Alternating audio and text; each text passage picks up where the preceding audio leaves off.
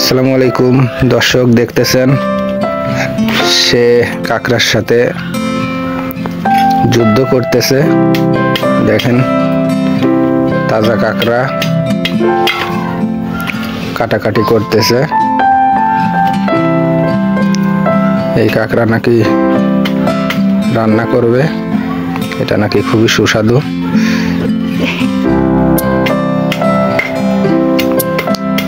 এটা হালাল নাকি হারাম আপনারা কমেন্টে জানাবেন।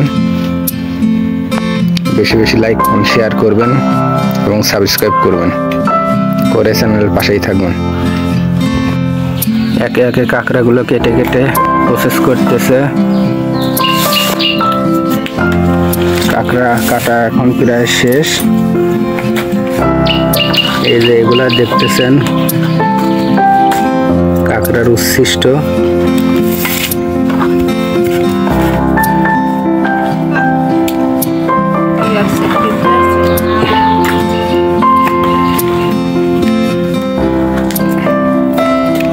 যারা কাঁকড়া খাইছেন তারা জানাবেন কাঁকড়া খাওয়ার মজা, আর যারা খান নাই তারাও কমেন্টে জানাইতে পারেন আপনাদের মতামত। এই যে ডিশ ভর্তি করে ফেলছে কাঁকড়া, আর এগুলো অপ্রয়োজনীয়, এগুলো ফেলে দিবে।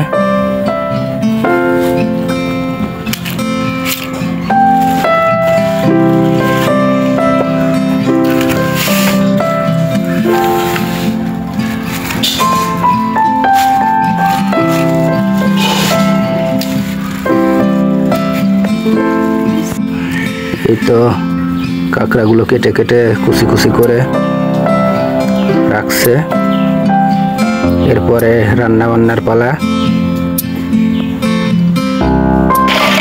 এই যে এখন ধোয়াধুয়ি চলতেছে।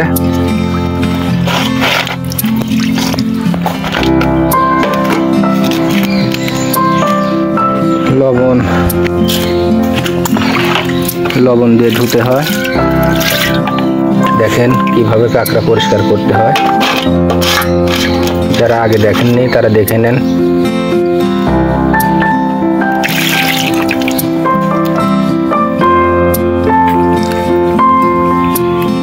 এই যে দেখেন বড় বড় কাঁকড়া একের পর এক কেটে কেটে দেখেন কিভাবে খাওয়ার উপযোগী করতেছে।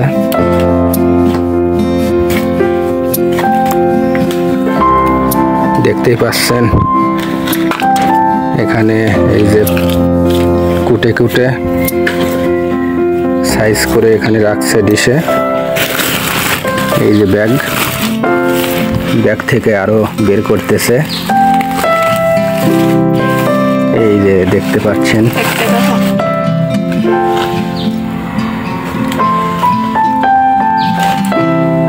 সবাই লাইক কমেন্ট সাবস্ক্রাইব করবেন, বেশি বেশি শেয়ার করে দিবেন। আর এটা খাওয়া হালাল নাকি হারাম জানাবেন অবশ্যই। কাঁকড়া ধোয়া বাছা চলতেছে।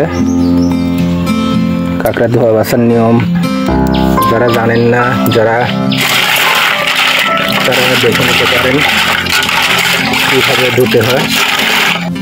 প্রতিটার ভিতরে এরকম আঙ্গুল দিয়ে দেখেন কিভাবে পরিষ্কার করতেছে।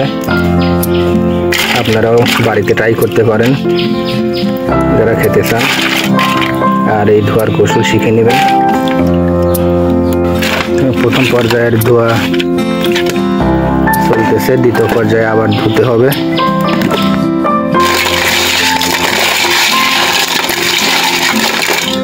ধোয়া পরবর্তীরা শেষের দিকে।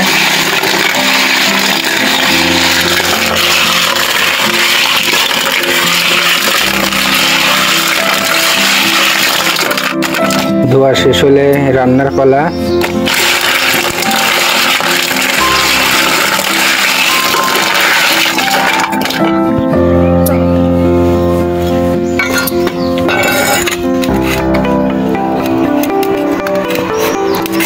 আমি আপনাদের পরবর্তীতে রান্নার নিয়মটাও দেখায় দেব।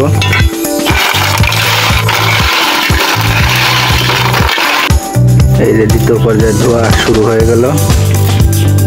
এখন লবণ দিচ্ছে, লবণ দিয়ে দ্বিতীয় পর্যায়ে ধোয়া করতেছে।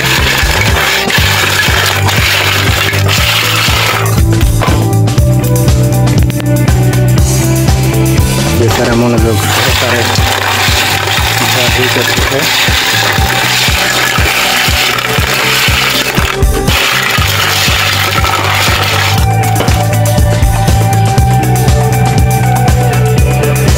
পরিষ্কার পরিচ্ছন্ন করার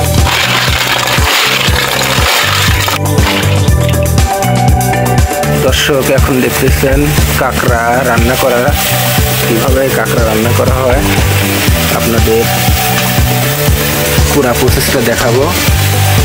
এই তো দেখতেছেন শুকনা মরিচ দিয়েছে, হলুদের গুঁড়া, তারপরে জিরার গুঁড়া, আদা বাটা, রসুন বাটা, এইগুলা সবগুলা একসাথে করে পেঁয়াজ বাটা এগুলা মিশায়ে তেলের উপরে দিয়েছে। এখন ভাজা চলতেছে, গরম গরম ভাজা। এগুলো তো সেই রকম হিটে ভাজা হচ্ছে। ভাজার পরে এখানে কি কি করা হয় আপনাদের দেখাবো। এই যে এখানে দেখতে পাচ্ছেন কাঁকড়াগুলো প্রসেস করে ধুয়ে রাখা হয়েছে। ভাজতে ভাজতে দেখেন কিরকম রং চলে আসছে। রাঁধুনি দেখেন মনোযোগ সহকারে রান্না করতেছে।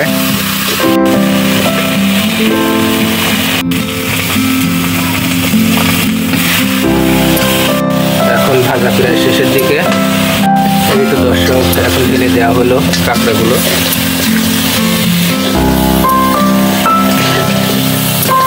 ভালো করে নেড়ে মিক্স করা হচ্ছে যাতে মশলাগুলো ভিতরে ঢোকে ভালোভাবে, এবং এগুলো ভাজা ভাজা করে ফেলা হবে। আমি অবশ্যই এগুলো কোনোদিন খাই নাই, আমার আসলে খুবই ঘৃণা লাগে। তো যারা এগুলো খাইছেন কিরকম স্বাদ কমেন্টে জানাতে পারেন। আর যারা খাইতে চান তারা তো দেখতেইছেন রান্না করার নিয়ম, খাইতে পারেন ইচ্ছা মতো। তো এইভাবেই ভাজা ভাজা করে ফেলতে হয়, একদম গরুর মাংসের রেসিপির মতো। গরুর মাংস যেরকম ভাবে ভুনা করে ঠিক একই রকম, খুব একটা পার্থক্য নাই, আপনারাও এরকম করতে পারেন।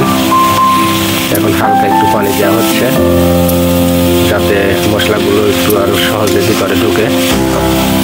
পানি দিয়ে এখন ভালোভাবে নেড়ে মিক্স করে দেওয়া হচ্ছে। দেখতেই পাচ্ছেন কত সুন্দর লাগতেছে দেখতে, দেখেই জিভে জল আসে যাচ্ছে। যদিও আমি খাই না, কোনোদিন খাই নাই। দেখেন রাঁধুনি রান্না করতে করতে ক্লান্ত হয়ে যাচ্ছে।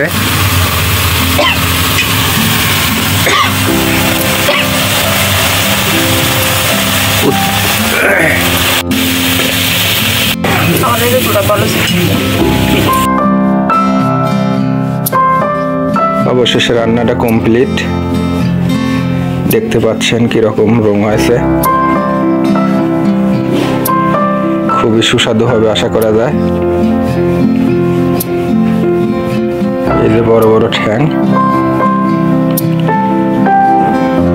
এইভাবে সবাই রান্না করতে পারেন, যত ইচ্ছা তত খাইতে পারেন।